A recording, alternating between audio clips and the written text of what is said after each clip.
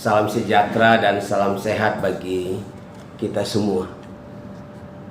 Selamat berjumpa kembali melalui siaran Night Call Gereja Perusahaan Indonesia bagian Barat bersama saya Pendeta Martin Lewa Kabisi.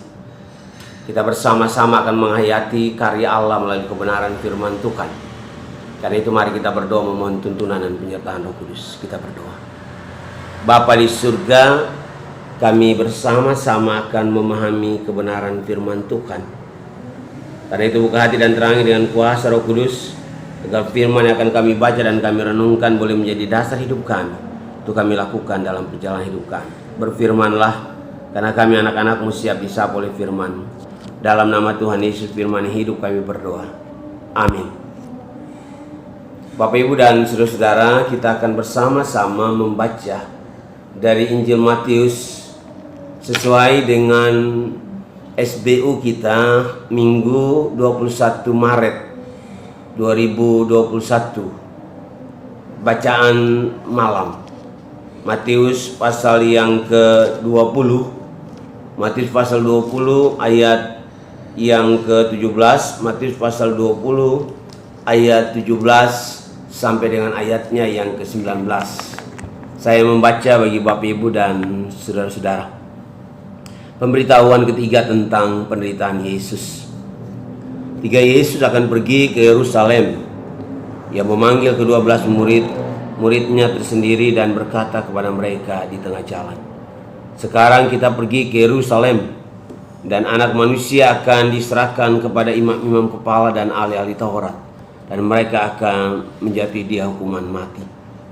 Dan mereka akan menyerahkan dia kepada bangsa-bangsa yang tidak mengenal Allah, supaya ia diolok-olokkan, didesah, dan disalibkan. Dan pada hari ketiga ia akan dibangkitkan." Demikianlah firman Tuhan. Yang berbahagia adalah mereka yang mendengarkan firman Tuhan dan melakukan dalam hidup beriman. Bapak Ibu dan saudara-saudara yang dikasih dalam Tuhan Yesus Kristus, jika kita membaca riwayat dari pelayanan yang Yesus lakukan secara khusus, jika kita memperhatikan mujizat dan kesembuhan yang dilakukan oleh Tuhan Yesus, maka selalu kita temukan ada kalanya Yesus katakan bagi orang yang sudah disembuhkan supaya pergi dan jangan ceritakan apa yang sudah ia lakukan pada mereka. Artinya bahwa Yesus tidak mau apa yang dia lakukan dipamer kepada orang lain, seperti yang seringkali Bapak Ibu dan saya lakukan itu. Jika kita lakukan sesuatu, kita ingin orang lain tahu sehingga kita ceritakan bagi orang lain dengan kesombongan yang ada dalam diri kita. Perikop hari ini hal yang sangat berbeda kalau Bapak Ibu perhatikan di dalam. Justru Yesus menceritakan kepada murid-muridnya penderitaan yang dia alami. Bahkan Matius katakan sampai 3 kali ia menceritakan tentang penderitaan yang akan dia alami. Tentu kita bertanya Bapak Ibu dan saudara-saudara, kenapa sampai 3 kali? Tidak cukupkah hanya 1 kali Yesus menceritakan tentang penderitaan yang dialami? Kenapa harus sampai 3 kali? Tidak cukupkah 1 kali saja? Kalau Yesus sampai 3 kali menceritakan penderitaan yang akan dialami, ingat baik-baik Bapak Ibu, bukan karena Yesus mau pamer tentang penderitaan yang akan dialami, supaya Yesus memperoleh belas kasihan dari murid-murid tapi juga dari orang banyak. Bukan itu yang mau diajarkan oleh Yesus melalui penderitaan dan cerita tentang penderitaan ini. Tapi Yesus inginkan mempersiapkan murid-murid bahwa menjadi murid Yesus juga harus siap memikul salib, harus juga siap menderita. Karena itu Bapak Ibu dan saudara-saudara, Yesus mulai menyatakan kepada murid-muridnya bahwa ia harus pergi ke Yerusalem dan ia harus menanggung banyak penderitaan dari tua-tua, dari imam-imam, kepala dan ahli-ahli Taurat. Lalu kemudian ia dibunuh, lalu bangkit pada hari yang ketiga. Dahulu perkataan-perkataan ini masih disembunyikan bagi murid-murid. Artinya pada waktu dia melayani dahulu, perkataan-perkataan ini masih disembunyikan oleh Yesus kepada murid-muridnya, karena mereka belum layak mengetahuinya. Ya. Tetapi sekarang mereka telah menyatakan pengakuan tentang Yesus. Jadi bagi Yesus sudah tiba waktunya untuk menyingkapkan tabir rahasia itu sendiri, sedikit demi sedikit. Karena itu dengan suara lemah lembut diceritakannya tentang sengsara yang akan dideritanya, dan akhirnya dia akan disalibkan. Bapak, Ibu, dan saudara-saudara yang terkasih, tetapi cerita tentang penderitaan juga ia juga lanjutkan dengan cerita tentang kebangkitan. Dan pada saat Yesus menceritakan tentang penderitaan dan kematian yang dialami, bahkan kebangkitan yang dia akan alami, reaksi murid-murid sangat terkejut, sehingga ada yang dipikirkan dalam pendengaran mereka, sehingga tidak ada lagi yang dipikirkan, dan pendengaran mereka hanya ucapan Yesus terhadap penderitaan dan kematian.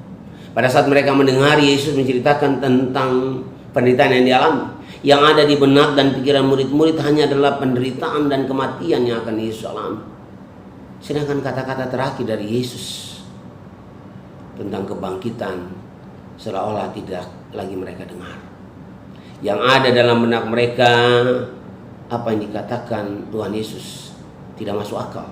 Yang ada dalam benak mereka, apa yang dikatakan oleh Yesus tidak mungkin dan tidak mungkin terjadi dan tidak boleh terjadi. Bapak, Ibu, dan saudara-saudara yang terkasih, karena pemahaman orang-orang Yahudi tentang juru selamat dunia atau Mesias hanya terpusat pada persoalan politis, yaitu Mesias yang akan membebaskan mereka dari penjajahan, Mesias yang akan membebaskan mereka dari bangsa-bangsa asing dan memulihkan kejayaan dari Daud. Ini adalah pemahaman yang terpusat dari orang-orang Yahudi. Dan pemahaman ini pada saat itu begitu kuat tertanam dalam pikiran mereka, sehingga mereka sulit untuk memahami tentang kebangkitan Yesus. Pemahaman ini begitu melekat sehingga sangat sulit untuk dihapuskan begitu saja. Pemikiran seperti ini bukan hanya tercermin dalam pemikiran para murid Yesus, tetapi juga dalam permintaan dari Ibu Yakobus dan Yohanes, kalau kita lihat dalam ayat yang ke-20 dan ayatnya yang ke-21. Ya. Kata sebelah kiri dan kanan menunjukkan orang percaya raja yang mendapat kekuasaan istimewa. Banyak orang sekeliling Yesus berpikir bahwa kerajaan surga tidak ada bedanya dengan kerajaan di dunia yang memiliki jenjang kekuasaan dan jabatan. Itu Bapak Ibu. Setiap orang yang mau mengikuti Yesus, menurut Yesus, harus juga siap menderita. Bahkan dalam Alkitab, Yesus katakan, barang siapa yang mau mengikut aku, ia harus menyangkal diri, memikul salib, dan mengikut aku. Demikian dikatakan oleh Tuhan Yesus kepada orang yang mau mengikuti Yesus. Bapak Ibu, kedengarannya sederhana, tapi melaksanakannya tidak sesederhana yang Bapak Ibu dan saya pikirkan. Kalau kita bertanya, apa artinya kalau menyangkal diri dan memikul salib, dan kenapa juga tidak mudah? Karena kecenderungan dalam diri kita, kecenderungan dalam diri Bapak Ibu dan saya adalah mencari yang mudah. Kecenderungan dalam diri Bapak Ibu dan saya adalah mau yang enak saja, mau melakukan hal yang menyenangkan bagi diri saya dan Bapak Ibu.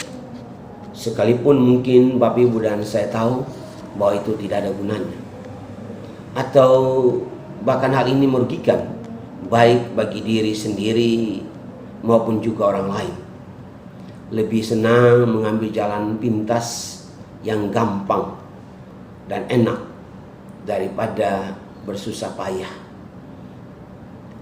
berusaha dengan susah payah. Kadang-kadang kita sangat tidak suka.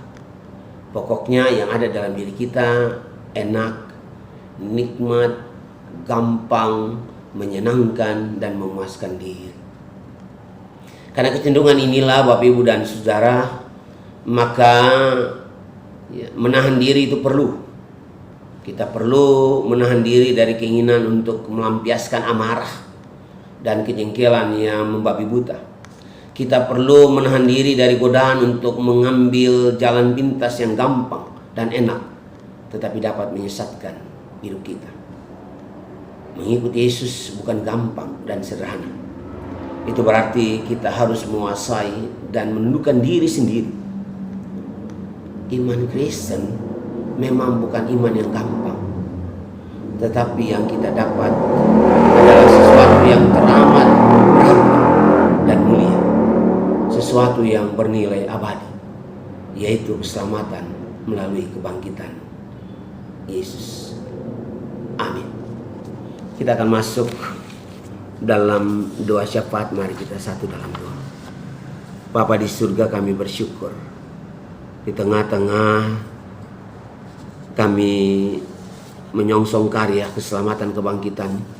Kami masih ada dalam minggu-minggu sengsara menghayati akan penderitaan. Yesus menderita untuk kami, dan kami diingatkan bahwa sebagai pengikut Kristus kami pun juga mengalami penderitaan. Tapi di tengah-tengah penderitaan kami tidak putus asa, kami tidak kecewa, tetapi kami tetap punya semangat bahwa Yesus tidak pernah meninggalkan kami sendiri. Kami berdoa bagi jemaat-jemaat yang ada dalam pergumulan, jemaat-jemaat yang ada dalam beban hidup yang berat, Tuhan, secara khusus bagi jemaat-jemaat yang ada dalam mengalami dampak dari COVID-19, baik ekonomi, baik sosial maupun kesehatan. Hadir Tuhan, sertai dan pulihkan mereka agar mereka mampu melihat karya dan kasih Tuhan. Pimpinan berkati kami secara khusus GPIB keseluruhan, Majelis Sinode, Mupol, sampai jemaat-jemaat yang ada Tuhan. Sertai dan urapi kami agar kami senantiasa ada dalam karya Tuhan. Kegiatan baik morning maupun night call, Tuhan berkati sertai, supaya ini boleh menjadi sukacita bagi kehidupan persekutuan jemaat. Terima kasih Bapa. Ini doa dan sukacita kami. Dalam nama Tuhan Yesus kami berdoa. Amin. Selamat malam, Tuhan Yesus memberkati kita sekalian. Shalom.